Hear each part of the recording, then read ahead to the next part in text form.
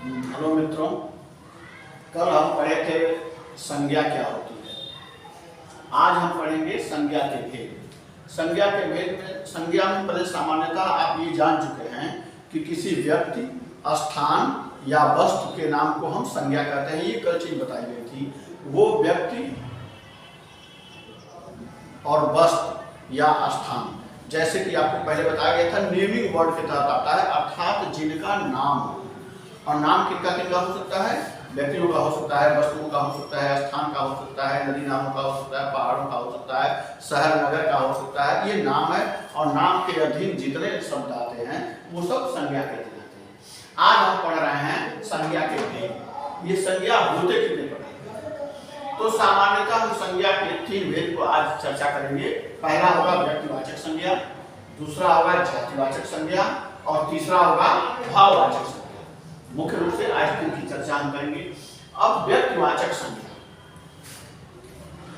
नाम, स्थान और वस्तु तो आपने जाना था, उनके नाम को संज्ञा कहते हैं। अब यहाँ कह रहे हैं किसी विशेष व्यक्ति, विशेष स्थान, विशेष वस्तु के नाम को संज्ञा कहते हैं। विशेष शब्द लगा हुआ है। कौन सा शब्द लगा हुआ है? विशेष। अब वो स्थान विशेष हो, नाम विशेष हो या वस्तु विशेष हो, ऐसे विशेष स्थान, वस्तु या नाम वाले शब्दों को हम संज्ञा कहना चाहते हैं। अब इसमें यह है कि राम और अनुज ने तांगा में बैठकर आगरा के ताजमहल की सैर की। अब इसमें है कि राम और अनुज ये 2 व्यक्ति हैं और ये 2 विशेष व्यक्ति हुए। ठीक है, तो राम और अनुज ने तांगा में बैठकर आगरा के ताजमहल की सैर की। स्थान कौन सा हो गया? विशेष स्थान आगरा का ताजमहल। आगरा और ताजमहल ये विशेष स्थान हुए। राम और अनुज ये जो 2 हैं ये विशेष व्यक्ति हुए। और तीसरा वस्तु विशेष है तांगा। वस्तु विशेष जो हुआ वो तांगा, स्थान विशेष है आगरा और ताजमहल और व्यक्ति विशेष राम और अनुज। ये क्लियर है? राम और अनुज ने तांगा में बैठकर आगरा के ताजमहल की सैर की। इसमें स्थान विशेष का वर्णन हो गया, व्यक्ति विशेष का वर्णन हो गया और वस्तु विशेष का वर्णन हो गया। ये 3 जो विशेष गुण बताते हो, विशेष व्यक्ति, ये व्यक्ति की विशेषता, स्थान की विशेषता और वस्तु की विशेषता, इसको हम व्यक्तिवाचक संज्ञा के नाम से जानते हैं। क्लियर होगा? दूसरा हम पढ़ेंगे जातिवाचक संज्ञा। अब जातिवाचक संज्ञा में क्या है? इसमें समूह, ग्रुप का वर्णन करते हैं। जैसे प्राणी हो, वस्तु हो, स्थान हो या उनकी पूरी जाति जिसका बोध होता है, समूह का जिसमें बोध होता है, समूह में जाति विशेष का जो बोध हो। अब जाति में क्या है? पुरुष हैं, महिलाएं हैं, विद्यार्थियां हैं, विद्यार्थी हैं, विद्यार्थिनियां हैं, ये जाति विशेष है। इनका बोध जब हम कराते हैं तो ये जातिवाचक संज्ञा में आते हैं। अब हम इसमें देखेंगे कि इस गांव में अनेक सुंदर फूल और पेड़ हैं। यहाँ लड़के व लड़कियां विद्यालय जाते हैं, स्त्रियां मंदिर जाती हैं, पुरुष बाजार से फल और सब्जियां लाते हैं। देखेंगे ये 3-4 वाक्य बना हुआ है। इस वाक्य में ये दर्शाया गया है कि इस गांव में क्या है? पहले तो गांव हो गया, गांव में क्या है? सुंदर फूल व पेड़ हैं। दूसरा क्या है? लड़के व लड़कियां विद्यालय जाते हैं, स्त्रियां मंदिर जाती हैं और पुरुष बाजार से फल और सब्जियां लाते हैं।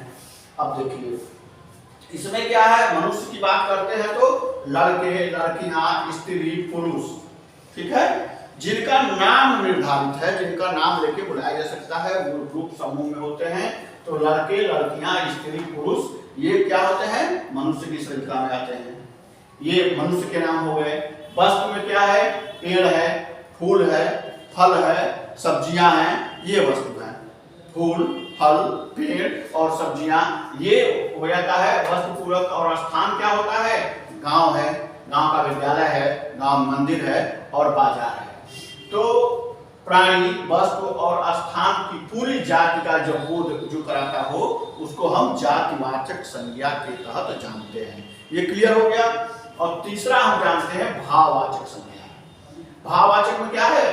कि मनुष्य के गुण, दोष, स्वभाव, दशा, स्थिति या भाव के बारे में बतलाया जाता है। ठीक, जैसे कहते हैं कि हम कश्मीर घूमने गए, रेलगाड़ी से गए, वहाँ का तापमान बहुत ठंडा था, बर्फीली चोटियाँ थी, रास्तों में काफ़ी कठिनाई होती थी, खाने पीने में असुविधा हुई और हमेशा कपकपी उत्पन्न कर देने वाला ठंड था, बर्फ की चादर बिछी हुई थी। ये सब जो भाव प्रकट होते हैं, जो भाव बतलाते हैं, उनको हम भाववाचक संज्ञा से नाम से जानते हैं। अब उस भाव में क्या होता है? स्थान होता है। स्थान में जो कठिनाई महसूस होती है, उनके जो गुण दोष होते हैं, हमारे जो गुण दोष होते हैं, आने जाने का जो वर्णन होता है, जो ग्रुप समूह होता है, उसको हम भाववाचक संज्ञा के नाम से जानते हैं।